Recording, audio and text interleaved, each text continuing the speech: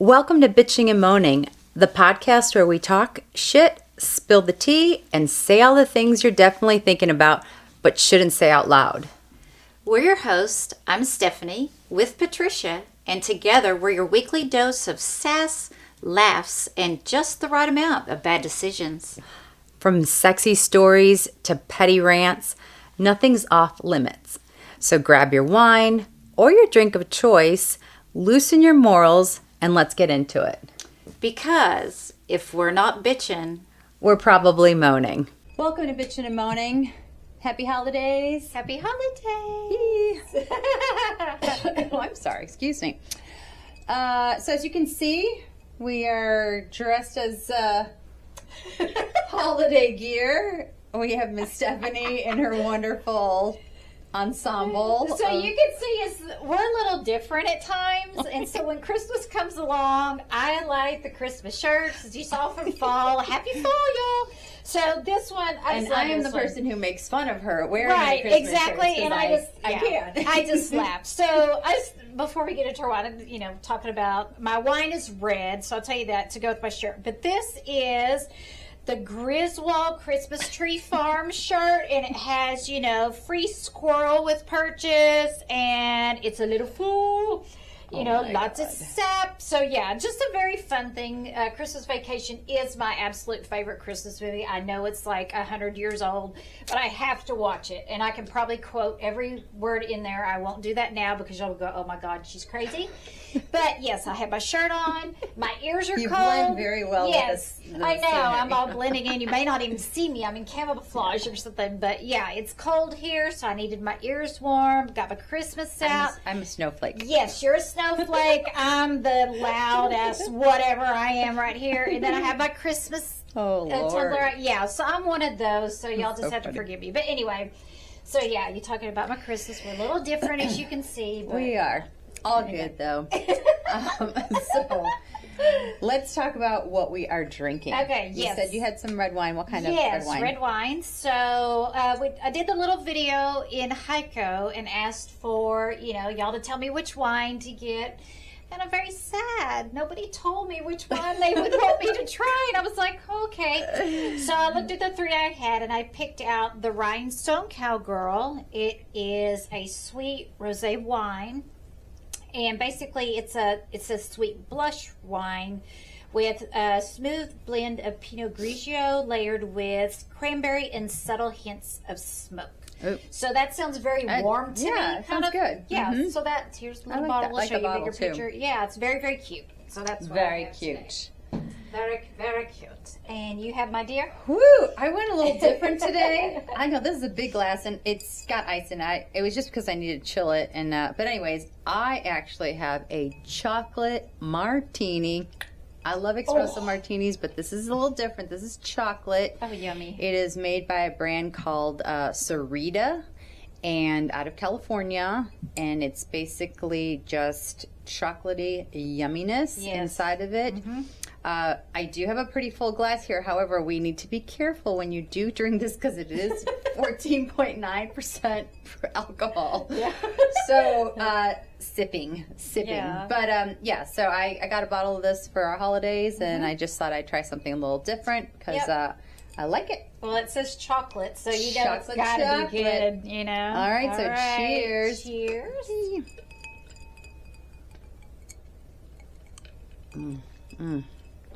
Oh my God. Yeah, definitely a woodsy taste in that one, so Yeah. it's good. Oh, this I like is so it. good. Very warm. It's just like a melted chocolate bar. And warm and fuzzy going Warm and down. fuzzy.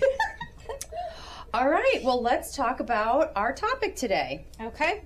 So I'm going to do a little bitching in here with this, but basically, once you get married, why does the relationship have to change to where you're not dating anymore? Good point. So good point. the bitching is, I guess, as a woman, this can go for men, whichever way. But once you become married and you kind of settle into that role as husband and wife, and especially when you have kids, is you turn into mom and dad. and you forget that you're people.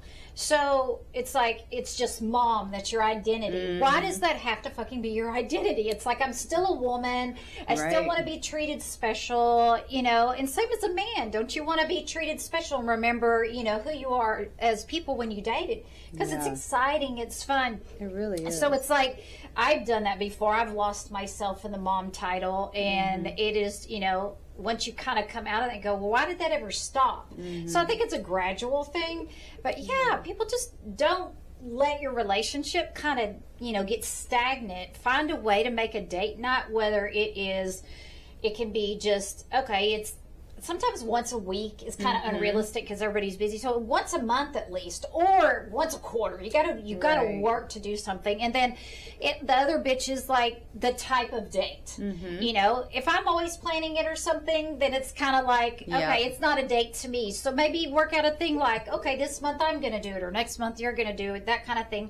But just make it fun. And I will say, you know, going to the gas station is not a date, even though you're spending quality time together, you know, so think outside the box. I mean, quality time is good, right? Right. But you want to go somewhere different, have unique experiences. Christmas is the best time for that because there's so many things that are happening. To do. So yeah, I don't understand that, and you see it in a lot of relationships. So it's like the bitches, why do we let that happen to ourselves? You know, why do we forget? And it's like, how do you make that different?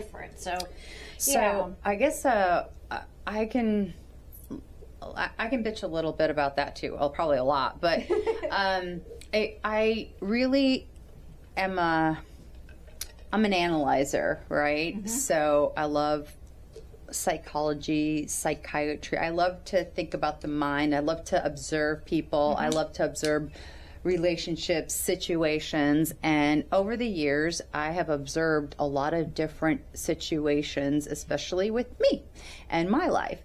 And I noticed that there's a very weird time that happens when a couple gets married. If we're kind of going traditional, if they get married, have kids, get a house, have kids, you know, the old traditional way.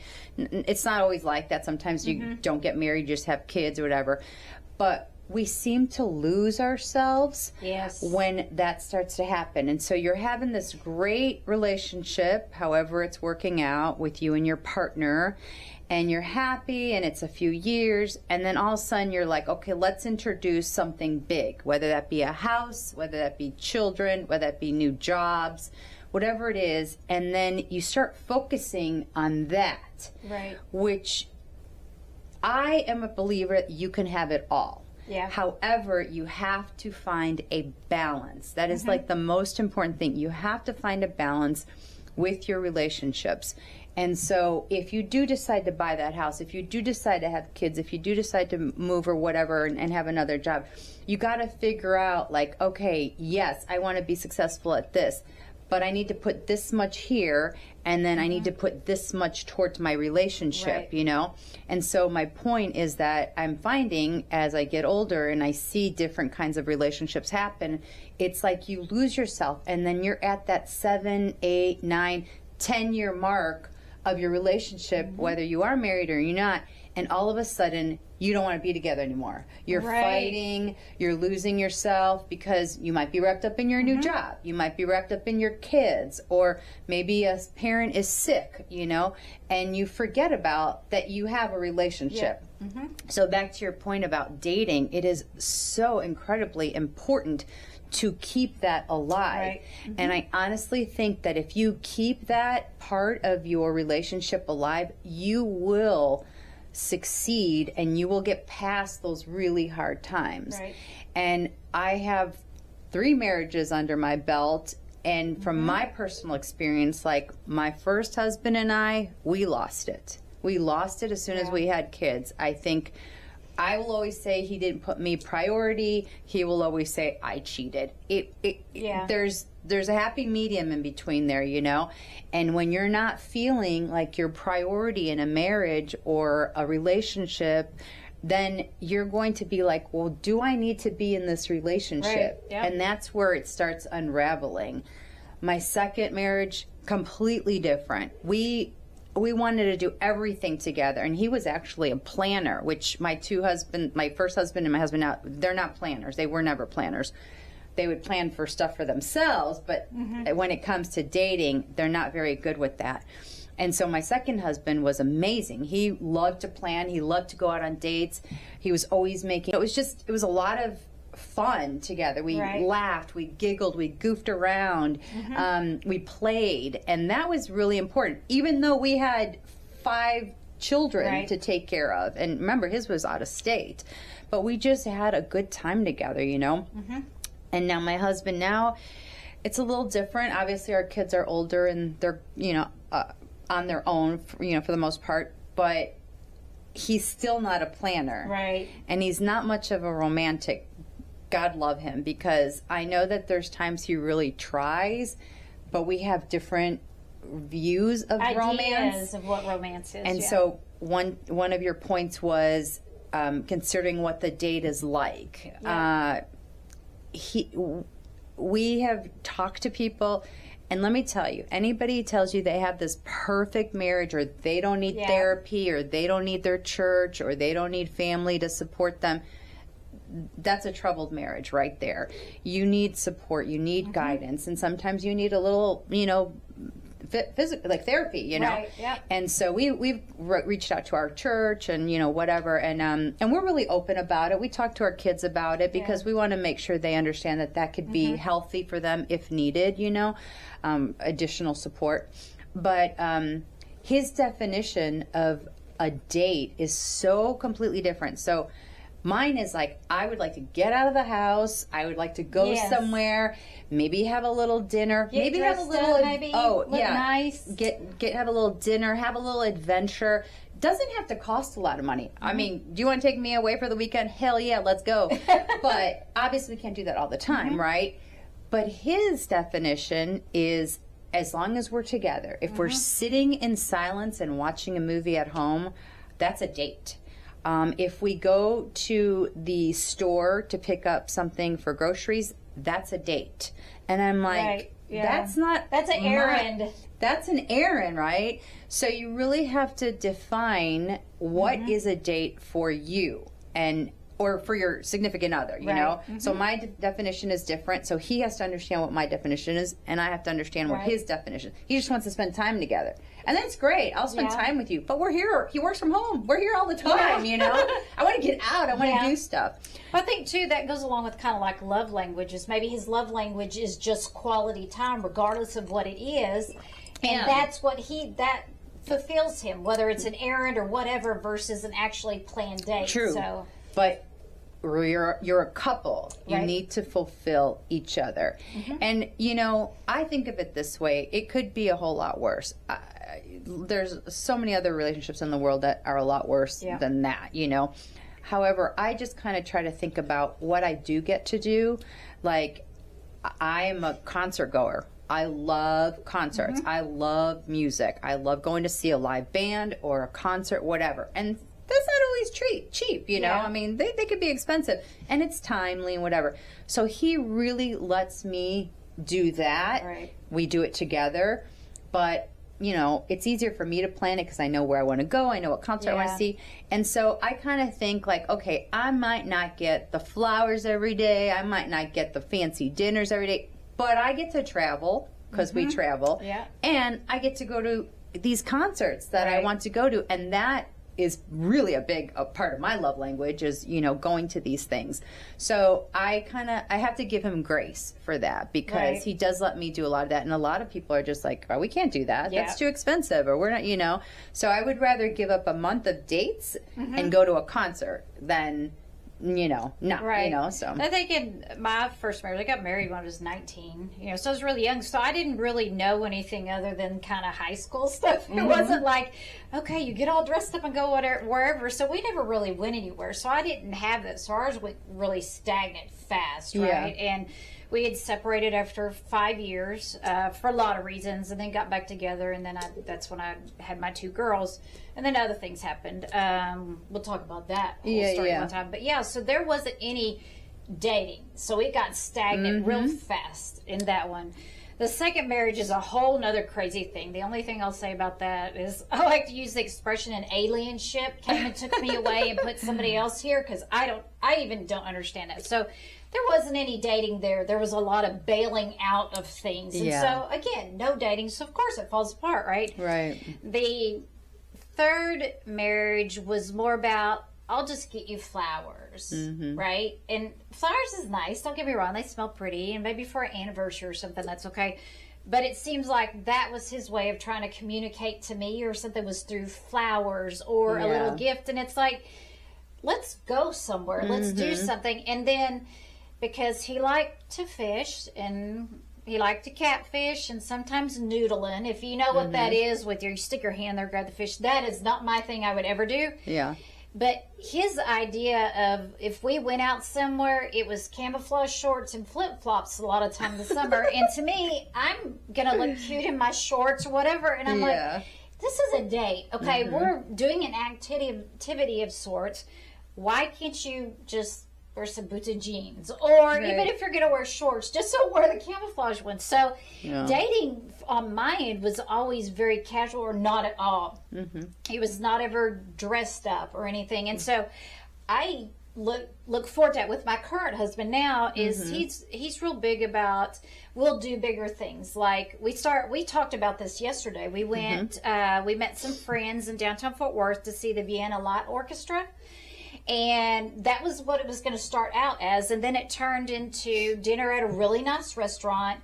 And then we were actually gifted a night at the Worthington Hotel, which is a really nice, iconic hotel in Fort Worth. So it turned into this whole thing.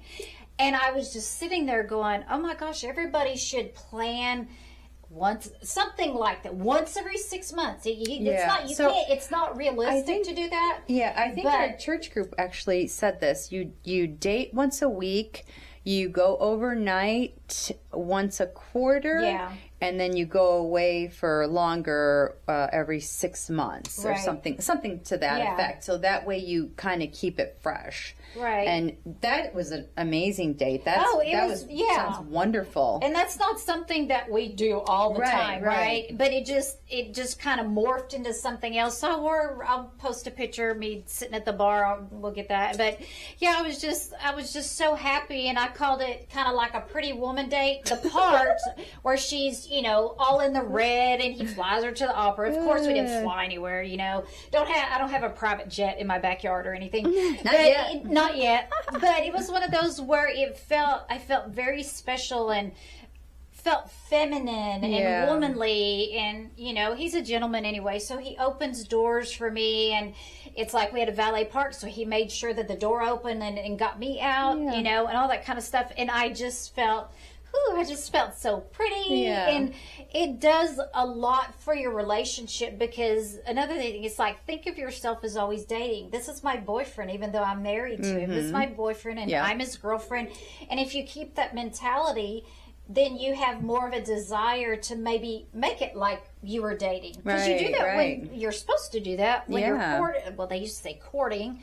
But, that's what you did when you were, when you were in that phase of getting to know each other. You planned dates, or you met at places or whatever. You didn't sit at home and do whatever. It's like you went to places and spent your time with them wherever it was. So here's a couple of ideas for those who are more of a little bit in my situation, where it could be either your wife, your partner, your significant other, your husband, whatever, boyfriend, girlfriend, has a harder time understanding how to plan, what to do. My husband is one of the most intelligent men I've ever met in my life, but he just kind of freezes at, like, what do I go? What do I do? Where do I want to? How do we do that? He just freezes with that. Yeah. So we have found that there is so many helpful things nowadays than there used to be to help people plan dates. So here's a few ideas that we have done. Online, they have games that you can buy, and there's scratch off ideas. So you get a little box of 100 cards, and then you pick one out and you scratch it off, and plan a picnic, you know. Yeah. Let's do stay-at-home artwork. Let's watch a scary movie, make popcorn, and, you know, there's so many fun little ideas that don't cost $1 million. Right. But then there's also some that you can go out, maybe a weekend away that you plan. Maybe there's just a night you spend in, you know, your local town. And that's one option. They have a lot of those. They have Right. scratch offs. They have books that you can actually pick. Do you want it to be a little easy date that's, you know, a picnic, or do you want a more expensive date that's Right. going to take more time to plan? So there, you can even pick and choose. I mean, they have stuff online. If anybody's on social media, obviously we are here, but when you're on social media, there's so many events that you can look Right, at yeah. and go, hey, this is in my neighborhood, this is in my area, this is about an hour away, you know. You can look that through Facebook, through Instagram, through all Right. sorts of social media. You can look. You can just type in Google date ideas in your area. So those tons are of them. yeah, those are a few things. And then you know what? Phone a friend, ask a friend. Yeah. You know, maybe they have another friend that's really good at planning that. Maybe Right. your bestie. Call my bestie and say, hey, what should I do tonight with her? And then she'd be like, oh my God, you know what she Yeah. mentioned last I week? just saw this. Yes, You know? So phone a friend Yeah, sometimes. phone a That's friend. I like that. Phone a friend. yeah, but I do have some stats. I looked up some stuff, and this might make a little noise, but I wanted to kind of go over relationship stuff, okay? And this is a treat for everybody. I'm bringing out the specs. Thank you. Bringing out the specs. I know, don't I look very You got the sophisticated? librarian Don't look get, going don't get on. excited about my little librarian look. Yeah, but I okay. like it. Yeah, thank you. All right, so I got a few little stats about marriage and married couples and stuff, and it says married couples on an average go out to 4 to 5 dates per year, which Wow. is really, really crazy. That's like once every 2.5 months or Yes. something. Wow. Some of them, 10%, enjoy about 10 to 14 dates Okay. in the last like 3 months. So they're getting there. There's some Right. people that do a little bit Yeah. more. I got some stats on like married people cohabitating together and how many are happy and stuff like that. So there's about 9.9 million cohabitating Okay. and 61.4 million married couples in the U.S. Okay. Wow. Yeah. So obviously more just Yeah. again, we've been talking about old-fashioned married whatever. Some people don't even want to get married nowadays, Right, you know. exactly. But I do have some good stats about marriage that I want to share with you. But anyways, they say about 75% of US couples are happy in their relationships, which that's a good thing. That's a good thing. I remember kind of growing up saying, "Oh, divorce is everywhere. You don't want to get married. Everybody gets divorced." It was you know, like so- 50% of Yeah, couples yeah. that get married get divorced. It was like Yeah. just you heard it and it's like, oh crap, which 50% am I going to be in? I know, right? Here's something for the ladies. Women will have, on average, 5 relationships before finding the one. Wow. It's pretty interesting. Yep. You have to learn a lot before you get to that one. Yeah. Let's see. 47% of Americans say dating is now harder than it was 10 years ago. I can see that just because of the way jobs, people moving around, trying to Yeah. meet people. And I think people are, it's easier to meet them online than it is to go out in person. And, Right, right. Absolutely. Yeah, so I can see that. 30% of U.S. women see a committed relationship as essential for a fulfilling life. Okay, 30%? 30%. I bet you that has to do with because they want a family and they want children. And then it says guess. on the average, couples date for 4.5 years before getting married. Sorry. We'll talk about that on another thing with me, which, okay, that is actually a very good statistic to have, you know. So where do you think most people meet their partners nowadays? What are your thoughts? meet nowadays. It wasn't me, but because we're in the South, I'm going to say one might be faith-based of some sort. Okay. And then I think the other one might be through friends. Okay. let's see, what's another one? I'm just going to throw things. So maybe at a work event or something like that. So I'll leave it at those three and see if that even was in any of the numbers you had. No, you were actually friends and family about 32%. Okay. Work about 18%. Look at Nico, too. School about school. 17%, and then online. Online, yeah. That's where I met my husband, online. Yeah. School I could see because I think about college. That's where my oldest met her husband was through school. And there's a lot of people that find their my person. daughter did. Yeah, my daughter met her husband online. I mean, at school too. All right, let's talk about living arrangements. Okay. We have our Gen Zs, which they run from age 18 to 24. Okay. We have our millennials that run from 25 to 34. Okay. Our Gen X, that should be us. Which is funny because it says 35 to 49. No. I think it's more than that. It is because I think it was supposed to be like 1966 you were born up to whatever the age. Yeah. And then baby boomers age 50 plus. Well, and I think my kids are, well, maybe not your oldest, but our kids they should be Gen Z. Yeah. And they're around that. Kind of on the border, yeah. So the living arrangements are cohabitating, married, divorced or widowed, never married or separated. So the Gen Zs, they look like they have the most, for never married, it's 82%. I could see that. The millennials are married at this point, so 26, 27, 30 to 35, they're about married, they're 41%. The Gen X's, we are at married, shockingly enough, at 63%. Wow. And then the baby boomers are married as well at 61%. I could see what was it, Gen Z you said? I think the reason, and they're probably college age, that kind of thing, just out of college, is because of the way finances are today. The economy is people are waiting longer to get married, and they want to have fun in their 20s.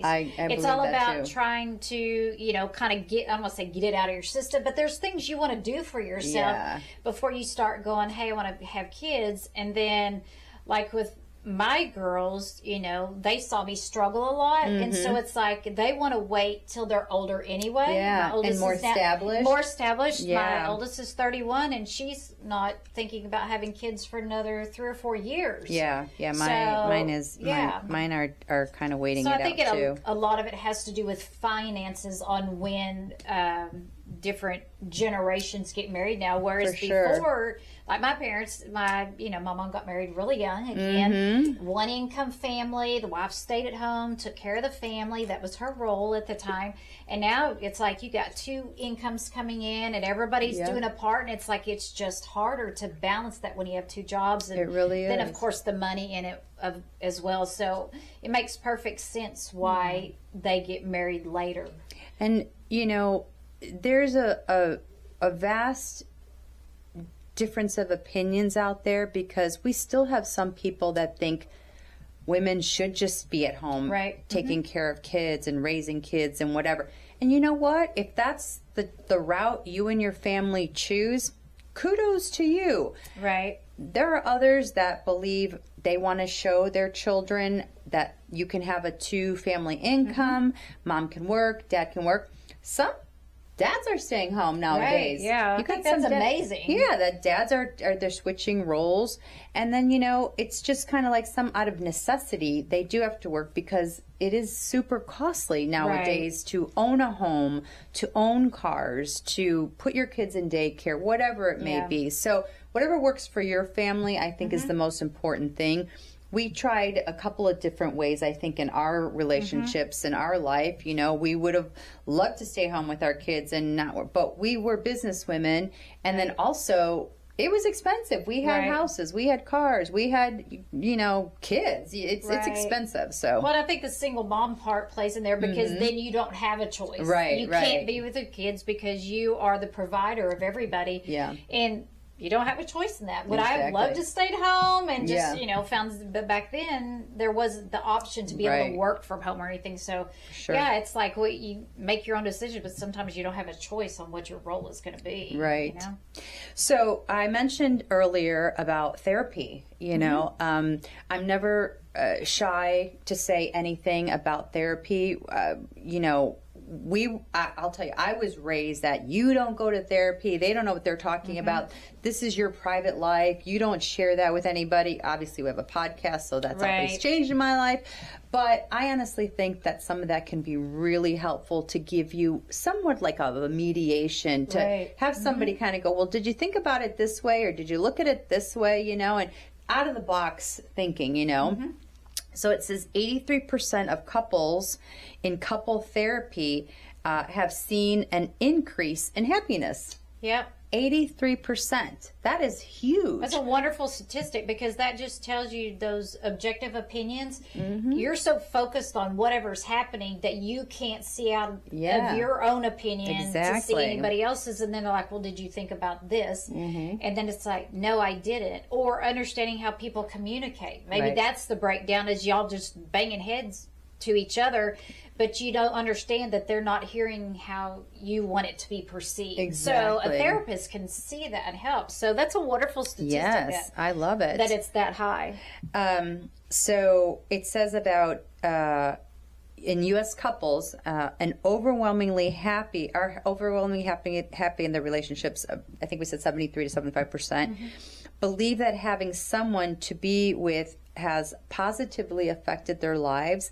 71%. Yeah. That's crazy. And then believe that their relationship has gotten stronger over the past year. 55%. Wow. Statistics. I mean, I know we're bitching about like making sure to date, but we're telling you from our experiences, and now we are in good, healthy relationships than from, some of our previous ones. And this is what we are trying to incorporate in our lives so that we continue to stay in our relationships for long term, and that we teach our kids that too, So that's what we're kind of, saying all this stuff just to help y'all. Yep. What else I got? All right, here's some funny things. My husband and I were looking at these, and I'm going to set this down real quick. But this is pretty wild. So think back when you were dating, and what some of your deal breakers were. Like, what would be a deal breaker for you not to be with somebody? Okay, I could think of one. I did an online date, and it wasn't that the online. I mean, we had seemed to be good communication, but when I got there, I was like, my kids come first. Right. And he's like, well, sometimes you got to put yourself first. I don't understand why your kids aren't first. And I went, okay, you're out. But I was polite. We kind of went back and forth a little bit, but I knew that was it, and never talked to him again. So, again, that's a different situation with kids. Yeah. And that's more as an adult. That was in my 30s, I believe. But I got married really young, and there really wasn't any deal breakers. I had was very immature, and it's like, well, if they like me, then I'm in love or something, So it was like, I did have deal breakers for my whole life. So even now, but I had 3 kind of major ones, and one was I don't date smokers. I'm not a smoker. I have not smoked in my life, and I just don't like the taste. I don't like the smell. I had this really weird thing about smells. I can smell things a mile away. So, and I like to smell good. So I just can't date a smoker. That was one. Our faith has to be similar or the same, I went out a couple times with a guy who was atheist. No, I'm not saying anything bad about atheists. If that's who you are, that's what you do, that's on you, that's great, whatever. That's not what I believe in. And if I was going to spend my life with somebody or have my kids around somebody, I wanted them to be a Christian and or at least have the same ideas. And so I didn't know he was an atheist until 2 or 3 dates into it. And it was actually going pretty good. And then we had a conversation, and he told me that. And I was like, and my girlfriend had set us up, and I was just like, and she knew me, so I'm like, why would she set me up with this dude? He was very successful. I would have probably never had to work. Right. My kids would have been taken care of forever, you know. But that was a deal breaker for me, and I said, I'm sorry, I can't move forward with you. We can be friends, but and then I called my girlfriend. I'm like, why did you tell me? But Hey, it wasn't me. yeah, I know better. She's like, I thought you'd get along. I'm like, we did get along, but I can't move forward. And then the other thing was, what was the other thing? Smoker, and well, I guess that it was when I was older. I know this is gonna sound bad. All right.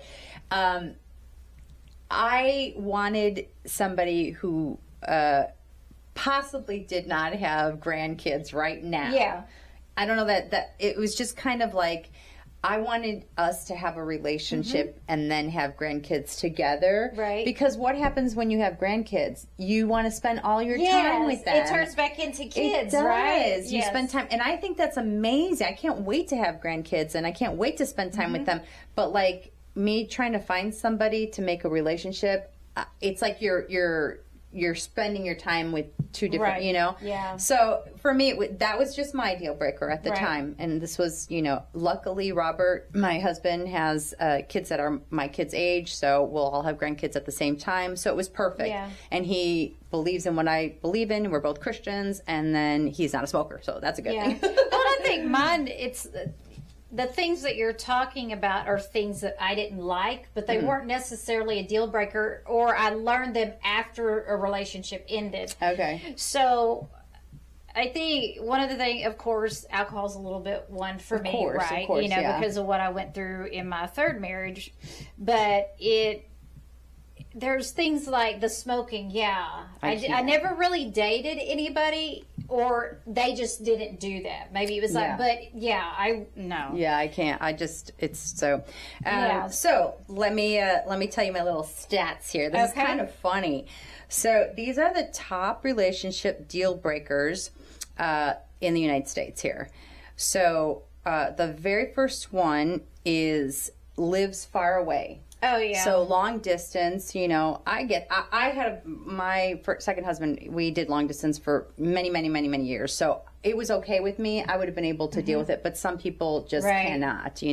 So that's like 51%. I think if it's a temporary thing and you know it's going to end, Right. maybe they had a contract job, and it was going to be ending in 6 months and coming back to this area or something, then I think it's one thing you look at. But if they're going to be overseas for 8 years, then how are you going to navigate that? Exactly, It makes it hard. exactly. You can only do so much over video chats. Exactly. So has a lot of debt.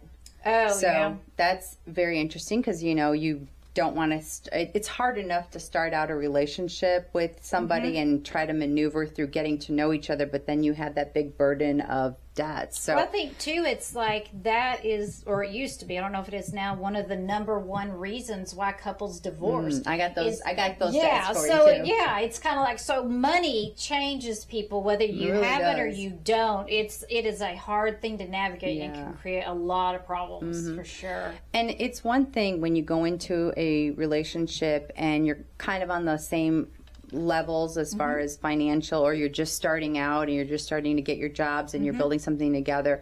But, there may be times where financial hardship does happen. You could lose your job. You can, something can happen to your house. Like what if a tornado comes through your house and you lose everything? Hardships happen, so coming in on that is not the easiest thing for some people. And so some people, that's a deal breaker. Yeah. You're gonna laugh at this one. Oh no. Voted for Donald Trump. Oh, that's actually a big one, because the way the country is so divided, it's like, either way, it could go whether you're a Biden supporter or Obama, Bush, whatever it is. Yeah, that goes with one of your like kind of a faith base. Yeah. You have to at least have kind of a base of like on a political thing too. Are you like-minded in that? Because that can create horrible problems, especially if you're very strongly opinionated about either way. 47% of people are like, that is a complete deal breaker. I'm surprised that's for not me. number one today. Isn't that crazy? That was. I thought that was actually kind of funny. My husband and I had a long discussion about it, and I'll tell you some about that. But the next one was 10 years older than them. So yeah, I can see that because you wonder, like 50-year-old men are dating 25-year-old women. It's like, what do you have in common? He's looking at being a grandfather, right? His kids are grown. She doesn't even have kids. And then it's like, if the daughter, son, whatever, if the new wife or new person is 10 years younger than her, like, Dad. Yeah, that's crazy. I'm not ever going to call her my stepmom. I mean, oh my God. So and what do you talk about? As you age or change, what do you have in common? Right. To me, that just feels like it's waiting to be a breakup. That's 38%. Children from a previous life is 36%. Yeah, I can see that. 10 years younger than them, that was 27%. Here's another one. Is a Republican. Yeah. 27%. That kind of goes along with the Donald Trump. I would think those two would kind of be wrapped in together because, they're one and the same to me. Are they? Yeah, well, I feel, not for me. Okay. No, I can see that. Yeah, because there's a difference between the Bush era Republican versus a MAGA Republican today. Right. So, I can see that. They're just conservative. Yeah. But they're not, full on MAGA. So I can see that there'd be a difference. Yeah. Well, this isn't just limited to the Republican Party. It can because go, voted for Hillary Clinton. Yeah. 26% of people said, if you voted for her, I'm not, that's a deal breaker for me. Again, it comes back to your political views and, whatever your stance on, politics is. And some people are hardcore with that, you know? Well, I think Kamala too, that. And then also you have not only race but gender involved with that. Some men are out there, it's like, I don't ever think a woman should be president. Or, and we have to be honest, there's people out there, race plays a factor. True, and they're true. I would, one, she's a woman and she's black. There is no way. And then it's like, so I could see where that could go all kinds of directions. So that comes into play too. Yeah. Different religion, we talked about 23%. Different race or ethnicity, 15%. Makes notably less money, 14%. Is a Democrat, 11%. And makes notably more money is only 3%. Well, I think with the more money, it's like there's some men that it's a deal breaker if the woman makes more money, and she's a 6-figure person, and he's making $50,000 is whatever he's doing. So there are a lot of men. It's a pride thing. It's like I want to be able to take care of my family, and if you make more money, then I can't deal with that. So So going back to the political thing, I wanted to give you a little insight of my life because I just love smart men. I love having, intelligent conversations with men and women, but as far as like who I'm attracted to, that's an attraction for me. And it's funny because most of the men I've dated have actually been more of the conservative side than I have in my life. And, I bounce back and forth. I'm not like ultra conservative. I'm not ultra liberal. I'm just kind of in the middle. And so I like to hear all points of views of candidates. But the guys I date have been more of the conservative side, and it's funny because they are more conservative when we meet, but then when they start to understand some of the other side of life, things change a little because their views are like maybe they've never been part of a situation with social activities or social things, and so it really opens their eyes to things. But then I love to be educated on different conservative sides, more of the business aspect of things, because I think that's very important too.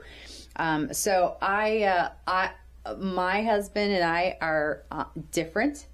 And we have voted differently in our lives, but we are very, very respectful of each other's views, politically, religion, family, our faith, whatever. We're very respectful. And I teach my children to be very respectful Right. of other people's opinions and views and stuff. You know, others may not have that kind Yeah. of same respect, but I think it's very, very important, especially when you're having intelligent conversations, maybe at dinner parties or with work people or, you know, with anybody. You just have to be respectful. So, Well, I think, you know, I grew up and with one, I guess, political view.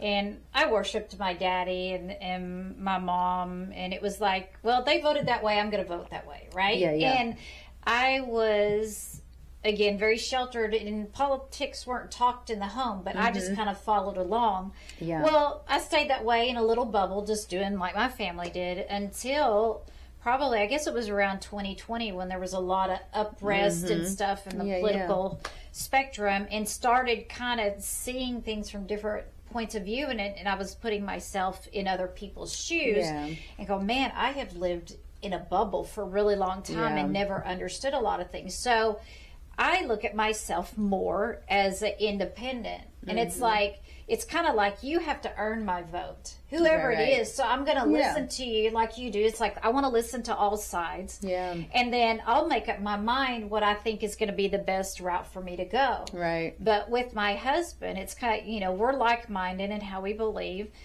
politically. But the funny thing is I didn't know for him it was a deal breaker if you were opposite. Really? Yes. And so, fortunately for me, you know, because at one point we were opposites, and I can remember making just some random comment, and we were with his parents at a dinner or something, and his dad firmly believes the way he does, and so my now husband, we were dating at the time, he's like, don't say that very loud, because his dad would speak his mind, you know, Yeah. and it might have turned into a thing, but it was like, I didn't know. Yeah. You know, I just was speaking Wow. or talking.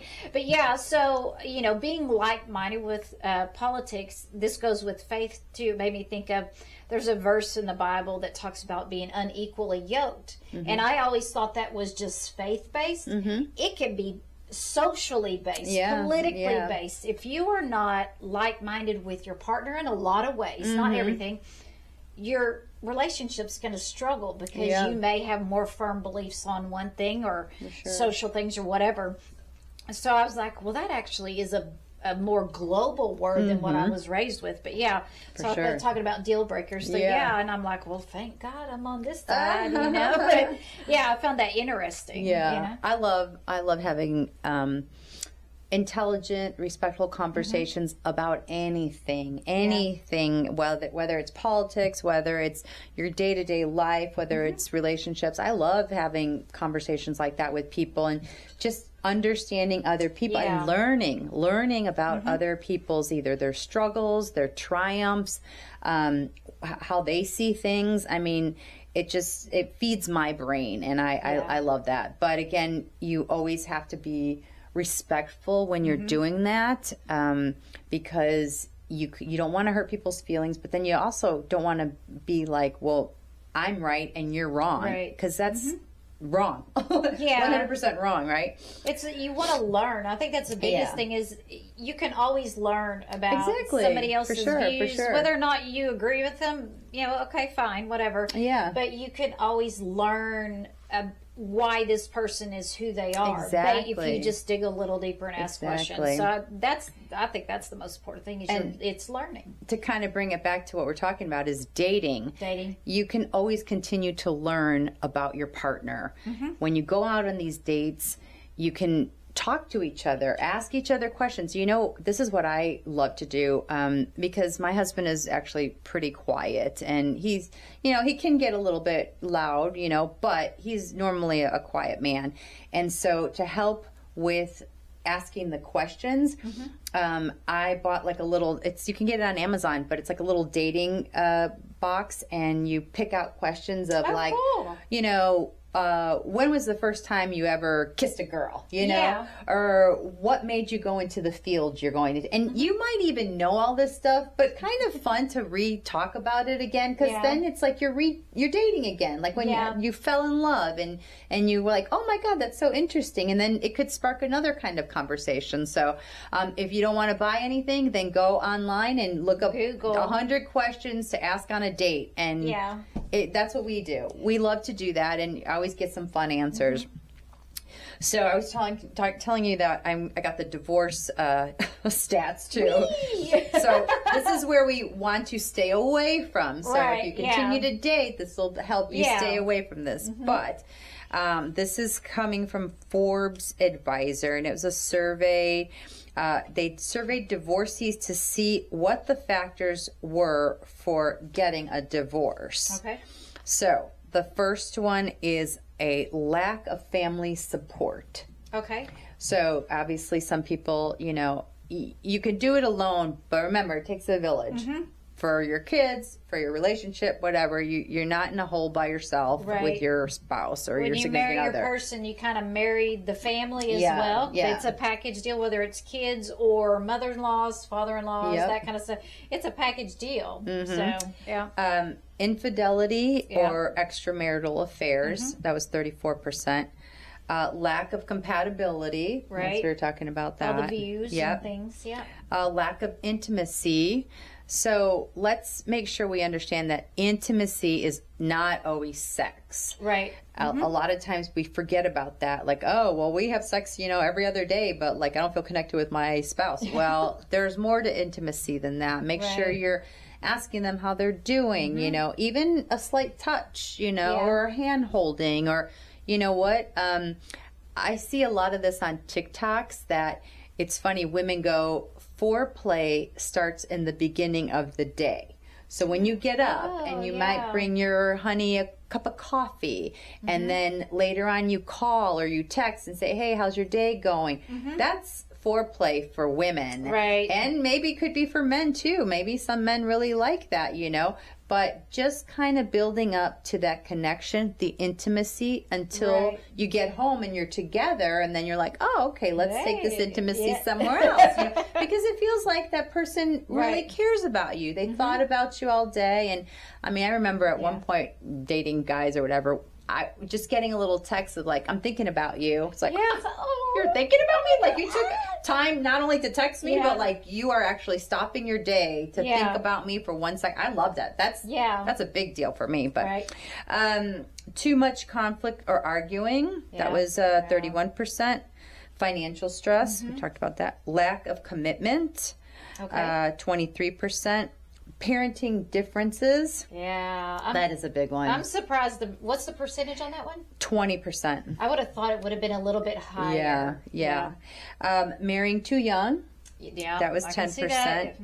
Opposing views or morals. That's 6%. Substance abuse. That's 3%. Domestic violence, physical or emotional, is 3%. And then pursuing different lifestyles. That's only 1%. So that's if you want to keep that marriage going, you obviously see what the trends are for getting a divorce. So try to stay away from those. Or even with you're just dating and cohabitating too. It's like all of those things can still play a factor, even if you're just living with someone, because you got to spend the holidays with family, right? You know, a lot of they have children, so there's some interactions there, and you know. So here's some 13 signs that your marriage could be at risk, or your relationship. So let's just try to think about this so we don't go down that route. Lack of showing interest in another person, poor conflict resolutions, avoiding each other. You know, you avoid each other, it just means that it's not going to go away.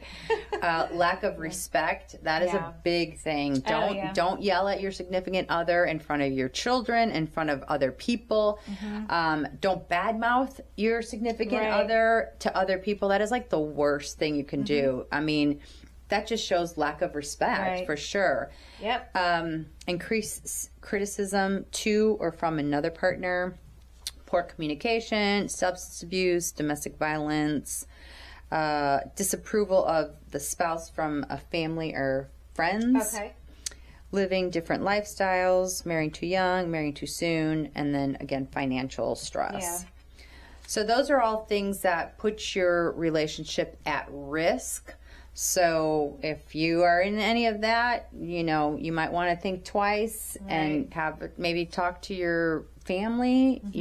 If you do go to any kind of church or groups, you know, it doesn't even have to be a church. Sometimes you have like poker groups, or sometimes you have, you know, your besties that you have a book group, and you might club. book club might take one of your friends aside and go, hey, you know what, I have some thoughts. What do you think? Yeah. You know, and then here's what makes your relationship work. This is Okay. happiness growth for U.S. couples. Working out together. That's I a could see big that, one. yeah. 87% say Yeah. they're happier when they're working out together. So plus you get endorphins going, you Right. know. Well, And I think with that too is like, you know, we're very healthy conscious for the most part nowadays, and I think people are looking at it. Well, if I work out together, you can not only spot and get kind of close with that, but you're also thinking long term is like, if I'm going to go on a trip, I want to be able to hike and do those Yeah, kind of things. for So sure. if I'm physically fit or healthy, you know, even food choices or whatever that too, Yeah. it's like you're going to live longer and be able to do more things together. So I think Sure. working out is really good. Yeah. That's a good one. date nights. That's Yep. our whole Our whole point. the whole point here. Date nights. 87% say date nights keep that happiness going. Couples therapy. We Yeah. talked about that too. You know, there's nothing wrong with that. Do it at your own pace. Do it where you need to, together, whatever, you know. And then one-on-one time, you know. Oh, yeah. Just spending time together on the couch, talking in a coffee shop, at a restaurant. Just spending time together. Well, and I think those hard conversations when you're spending time together, if you can like shut down the world and have those, because I actually had one with my husband today. We had a conversation that turned into about 2.5 hours, you know, Okay. and it was, you know, we just had our great week and everything, and it was an uncomfortable conversation. Have different thoughts on how something should go. Yeah. But we pushed through it, and I was getting a little worked up, and I felt like I was losing my voice because it was, you know, because I'm getting a little heated in how Yeah. I'm feeling or whatever.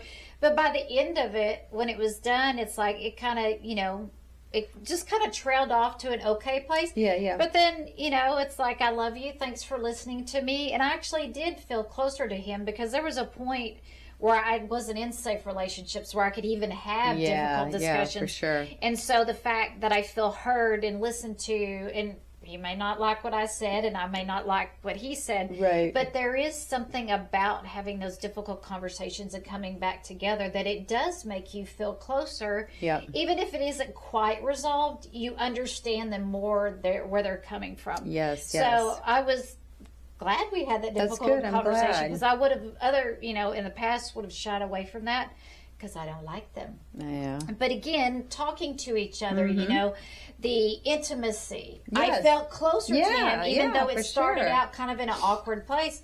So yeah, those things become intimate, and then you feel closer. And then what happens? Then you start going, ooh, you know, and it's like it can lead to other things. Yes. So yeah, I think that was a big thing. Just happened today. So it was Good. pretty I'm cool. glad to hear Yeah. that. So I think we're going to go on to our moaning. We'll just wrap up the topic. Date. Dates. Continue dating your partner, whether you've been married 50 years, whether you are not married, whether you're just Yes. living, dating, whatever. Just continue to keep that little spice going, Right. that little, you know, twinkle, and have fun together. Yeah, Laugh, fun. giggle, make jokes, crack jokes. The internet is full of jokes. Pull one Yeah. up every day, you know. I love laughing. I love Yeah. when my significant other is, you know, making me laugh. I'm just like, oh my God, that's such a dad joke, but it's Yeah, funny, it's you know. funny, yeah. So giggle, laugh, play, and date, and make that a big effort in your Right. relationship. Don't forget you're the boyfriend or the girlfriend, and you know, and it's like just again the whole dating time frame. Just remember Yeah. that and just keep it alive somehow. Yeah, your you know? partners. So. So what do you got for moaning? Okay. Oh so Lord, let's hear this it. is I use moan for all kinds of things, like, I'm embarrassed, moan, whatever, Channing Tatum is moaning, those kind of things. But so yesterday we had our, my Pretty Woman Day. We were doing that. And so I had these beautiful little silver heels on, so pretty. And I was, when you see the picture, they look so great. But I'd had them for a really long time and hadn't wore them for a long time. Well, everything was working out fine. We met at the lobby of the hotel, and then we went to eat. Everything was fine. And then we got over to the place where we saw the show. Everything was fine. So after the show, I get up to leave, and I felt like I had caught the front of my shoe, on the carpet. Yeah. And I'm like, why is, okay, it's just weird. Well, as I'm going, I feel like this heaviness under my foot. Oh, jeez. Well, my shoe broke. The straps on the side broke, and so the bottom part came separated. And so here I am trying to walk, or trying to not embarrass myself as we're leaving, because I was looking so pretty. Thank God I had a long coat on, which comes into play in a minute. So we get to where we're about to go down the stairs, and my shoe is continually coming detached. Talking to you? Yes, it's like, hey, I'm broken, And so I get to the top of these stairs, and the shoe kind of bends, and so now I've just got the little flat part, and I about fell on my face. Thank God my husband is like, I'm like, you got to hold me up. So I had to take my shoes off. So I'm walking through this auditory barefoot, right? Long coat, nobody's looking at your feet. But then I had to walk all the way through the parking lot, and it's cold here for us. It's like 42 degrees, and the wind was just ripping through where we were. So I had to walk all the way through the parking lot, down to the parking garage, and get in there, because I had no choice. My shoe was completely disintegrated. And then by the time I picked it up, and I was laughing about, oh my God, this is so embarrassing. I'm moaning about, oh, my stupid ass shoe. And so as I'm picking it up to look at it, it continues to break out to where it was only holding by the edge of it. And I went, these shoes are like 10 years old. They needed to go, but I hadn't had an opportunity to wear them, and they were supposed to be fine. So my moan is about my fucking ass shoes that making me look like an idiot about, walking through. It was the Vienna Light Orchestra, so it was like in this big amphitheater, and it was very, sophisticated, and I'm dolled up and everything, and my damn shoe breaks. And it's you have to funny. have those little ballet shoes in your purse. I carry those all the time because of shit like that happens. I was like just mortified. So my moan is, I was mortified and embarrassed and moaning about my damn shoe. And then I laughed at, because what do you do? But that's my crazy ass moan. But funny. So anyway, so that was a funny morning. I have a quick one. I'm trying to make it really quick, but so Miami is my happy place. I love being there. It just fills me with joy. And I found this crazy new show called Super Yachts Miami. Oh my God. On Hulu. And oh my Lord, I am just in heaven with that. It hasn't gotten a lot of commercials or I don't know, exposure, but man, watch it.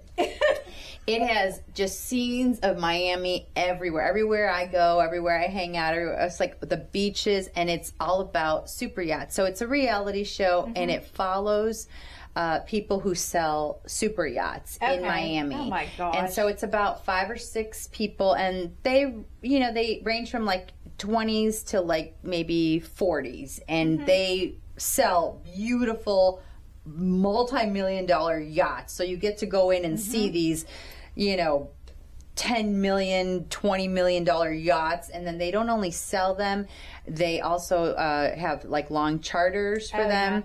But they also kind of, just the being brokers and working against each other, but then with each other, and then it's just the scene and the food and the clothes and the beach, and I'm like, oh my God, I can watch that. So I've been watching that. So Super Yachts Miami, I love it. It's funny you say yachts, buying and selling yachts, because my husband traveled for work to Florida not too long ago, and they live on a canal, and they would get in the boat to go to the restaurants. That's just how they travel. And so he drove by a yacht dealership, and he had to ask, he's like, okay, is that a dealership for yachts? And Yeah. I'm like, yes, it is. And he was like, oh my God, the size of those I things. know, they're but beautiful. we don't live anywhere near an ocean, so it's not Not like yet, I not never yet. knew. I never knew there was any such thing as a yacht yeah. dealership. So I can only imagine. You gotta watch how that show. You huge- just how like huge those things it's just are. beautiful. It's like, oh my God, the money. I want The to know money, where. yeah. And they're like, oh, I'll take that Yep. one. And I'm Oh, like, yeah. I'm like, oh my gosh. And just to be, they go out and find buyers, and it's just so it's so cool. crazy, It's really yeah. cool. But that's my moan because I've been drifting off to Miami this week, and with all the chaos of Thanksgiving and the Yeah. holidays and all that, I was just like, oh, let me just go to my little beach happy Right. place. And it's so. cold now for us here. Yeah. So you're thinking beach and warm and Oh, boats. that's my moan. Yes. All right, so that's our Anyway. show for today. Let me go off into my little happy place. Yep. Thanks for joining us on our little crazy dating episode, Yep. and we hope you continue to enjoy your holidays Yeah. and stay safe out there. Yeah, and, keep your ears warm. Wear your Christmas shirts like me. and we'll see you next time. Alrighty, bye y'all.